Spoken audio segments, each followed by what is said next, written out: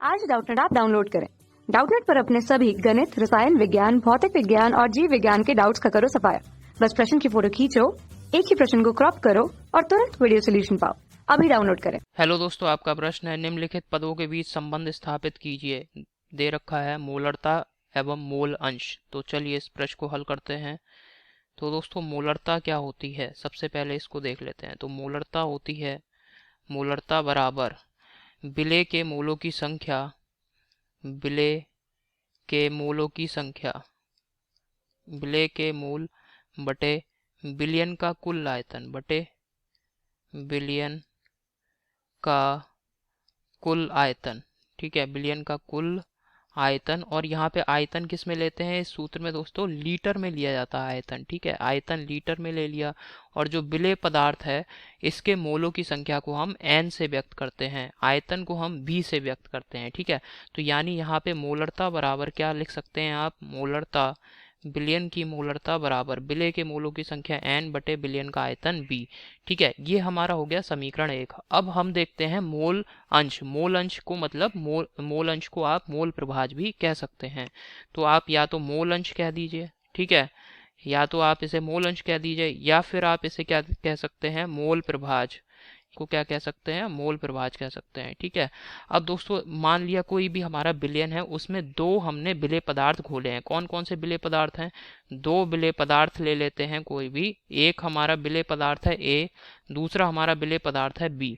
ठीक है, तो तत्व ए का मोल प्रभाज अगर ज्ञात करना है तो यहाँ पे तत्व ए के मोलों की संख्या हमने ली है एन ए, तत्व बी के मोलों की संख्या है एन बी।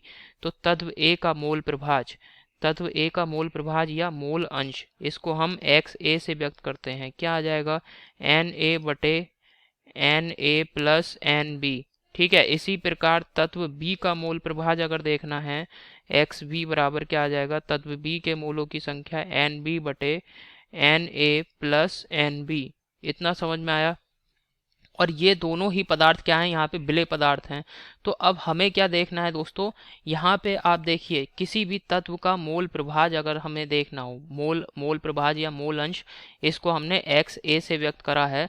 तो कुल मोलों, विलयन में कुल मोलों की संख्या नीचे आ रही है और हमें संबंध बताना है मोलरता और मोल प्रभाज में। तो विलयन में कुल मोलों की संख्या कितनी है, ये जो विलयन बना है जिसमें मोलों की संख्या कितनी है, N A plus N B, यही विलेय पदार्थ है, इसके मोलों की संख्या आ गई विलेय पदार्थों के मोलों की संख्या। ठीक है, N A plus N B. तो यहाँ पे और एन मोलरता के सूत्र में ये कुल मोलों की संख्या है। तो N A plus N B की जगह पर हम क्या लिख देंगे दोस्तों, विलयन में कुल मोलों की संख्या, समीकरण 1 से हम देख रहे हैं। ठीक है, विलयन के कुल मोलों की संख्या n बराबर मोलरता गुणे विलयन का आयतन। ठीक है, अब ये जो मान है ये किसी भी आप मोल अंश में रख दीजिए। तो यहाँ पे क्या आ जाएगा दोस्तों, एक्स ए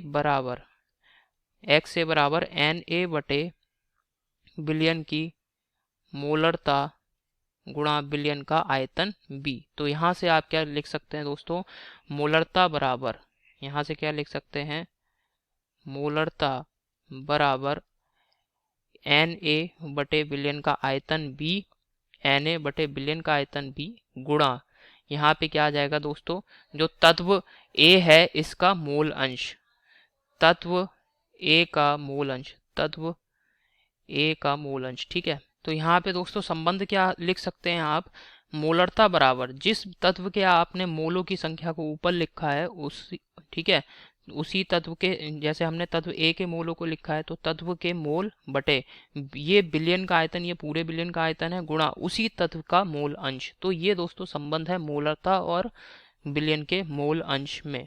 ठीक है, इतना समझ में आया। तो ये हमारे प्रश्न का उत्तर है। आशा करता हूँ आपको समझ में आया होगा। धन्यवाद। कक्षा 6 से 12वीं से लेकर नीट, IIT, JEE वो एडवांस के लेवल तक 1 करोड़ से ज्यादा छात्रों का भरोसा। आज ही डाउनलोड करें डाउटनेट ऐप या व्हाट्सएप करें अपने सारे डाउट्स 8400 400 400 पर।